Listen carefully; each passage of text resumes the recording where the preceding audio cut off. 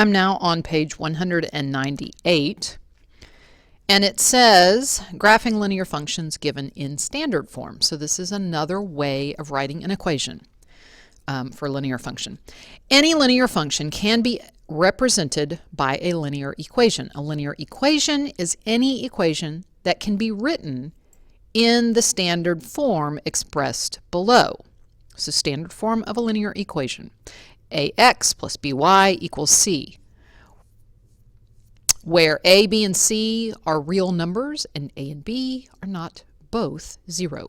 So like capital A represents the coefficient that's sitting in front of the x. Capital B represents the coefficient that's sitting in front of the y. Okay?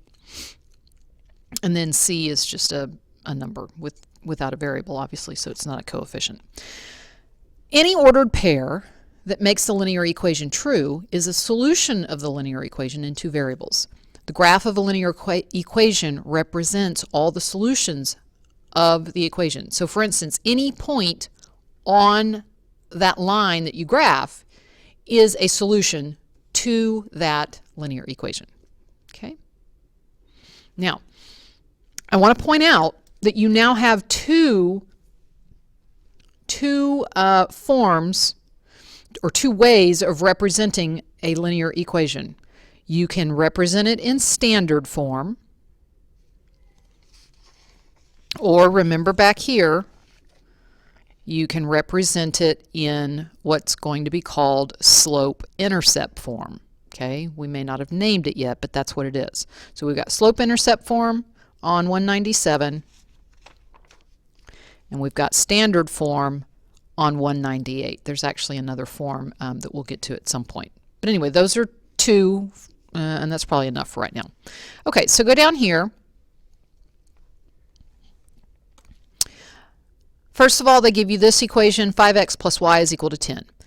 This is written in standard form because you've got your coefficient of 5 in front of the x, b is the coefficient in front of y. They didn't write it because the coefficient's 1, and c is 10. It's written in the form ax plus by equals 10. It's easier to graph this, however, if you will solve for y. Okay, so that's what they did over here. They're going to move the 5x, that term, by subtraction. That's why it becomes negative over here.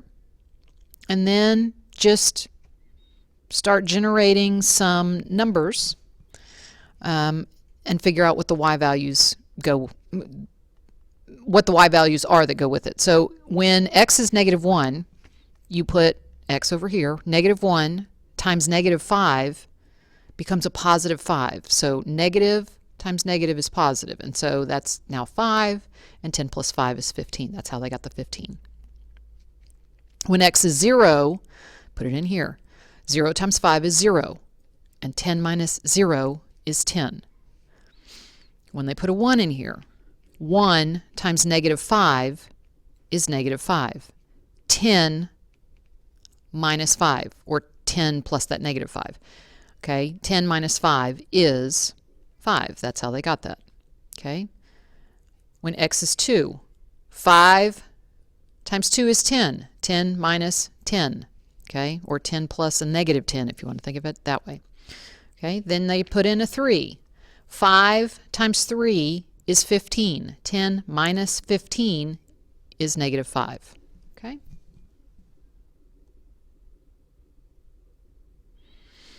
All right, and it says, note that because the domain and range of the functions of a non-horizontal line are all real numbers and the graph is continuous. They did not specify, for instance, up here what the domain and range was. They did give you a chart where you could generate your own ordered pairs, which is what we did, but it would be a continuous line with arrows at each end.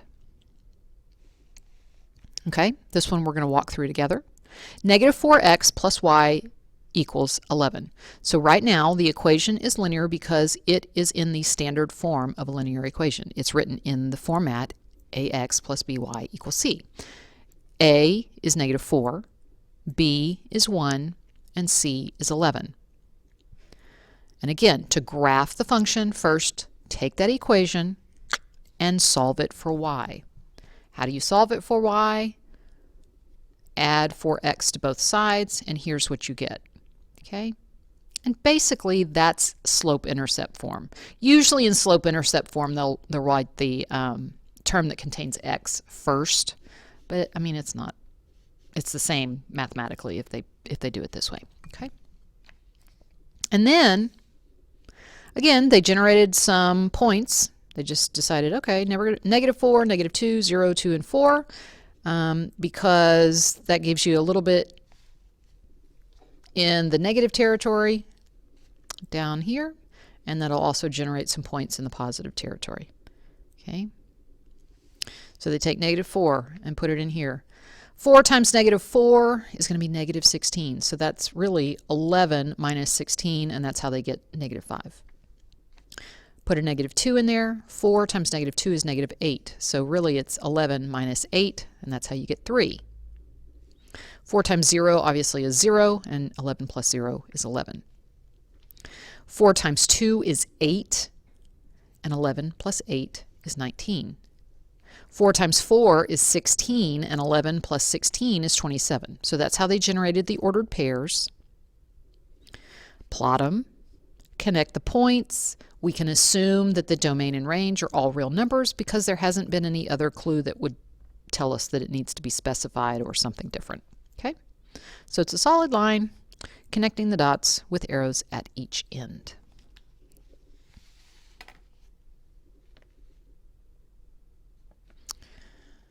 All right. Write an equation that is linear but is not in standard form. Well, that's what we did over there when we solved for y. Okay, so I'm not going to write that down. If a equals 0, how does the graph look? Well, if a is equal to 0, 0x plus whatever your y is equals c, then that means that this is all you get. Some number. Y is equal to some number.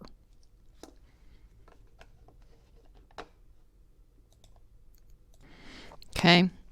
And let's say that, I don't know, let's say that c was 4. Okay. So if you have 0x, you know, if a is 0, then what you wind up with is just a horizontal line. I'll go ahead and just borrow this graph and plot it down here. But it, you know, it'd be a horizontal line at at y equals 4. Because all of these points along this line have the same y value. Okay? All right, number 7, determine whether 6x plus y equals 12 is linear. And if so, graph the function. Well, it is linear because I can tell very quickly that it is written in standard form. Here's the form ax plus by equals c.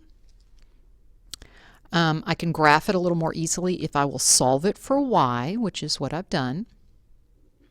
And that's just simply a matter of moving the 6x to the other side. And then I can just generate enough ordered pairs to get an idea of my straight line. So when x was 0, put that in there. When x is 0, y is 12. Okay? So that's this point right here.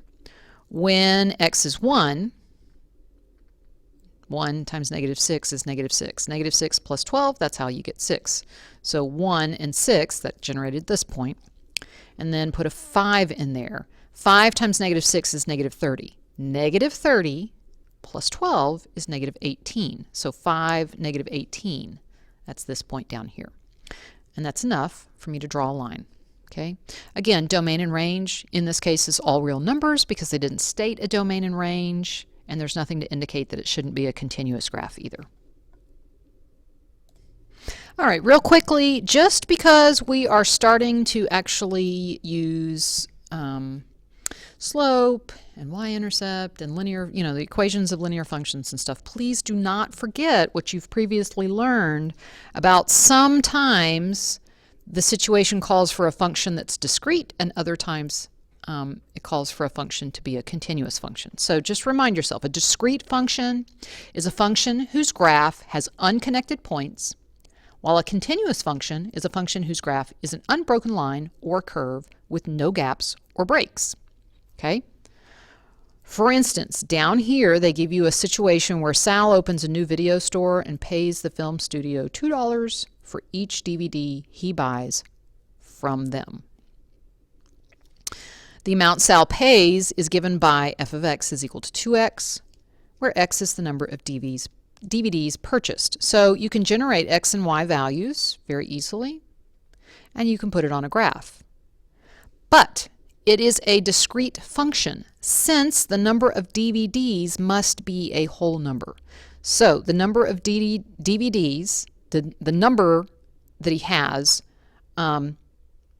is your x. Like the number of DVDs is your domain. It's your x values. So 0, 1, 2, 3, ... just means that I can keep going. Okay? And then the range is the cost. So if he purchases 0 CDs, then it costs him $0. If he purchased 1 CD, it cost him $2. If he purchased 2 CDs, it cost him $4. If he purchased 3 CDs, it cost him $6, etc. And several of those points are graphed. It's just, remember, I'm not going to draw a line to connect these because it doesn't make sense to do that. I can't buy half of a DVD, so there wouldn't be a point in here between these two other points. Okay, so just keep that in mind, discrete versus continuous.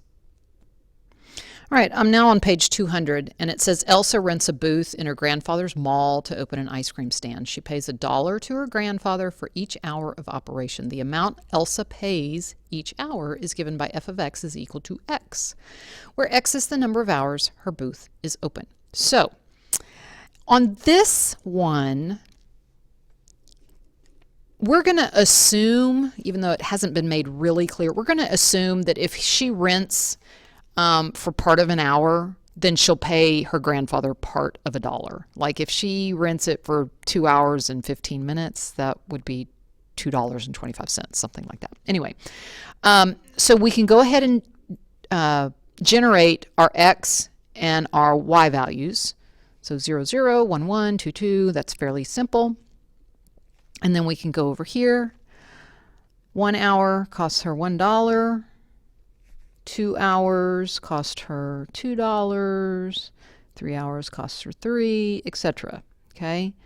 And like I said, most of the time, hourly situations, most of the time are going to be continuous, unless they're like, okay, no, I'm either going to charge you for $3 or 3 hours, or I'm going to charge you for 4. But we're going to go ahead and go with that this is a continuous function. And most of the time situations are continuous.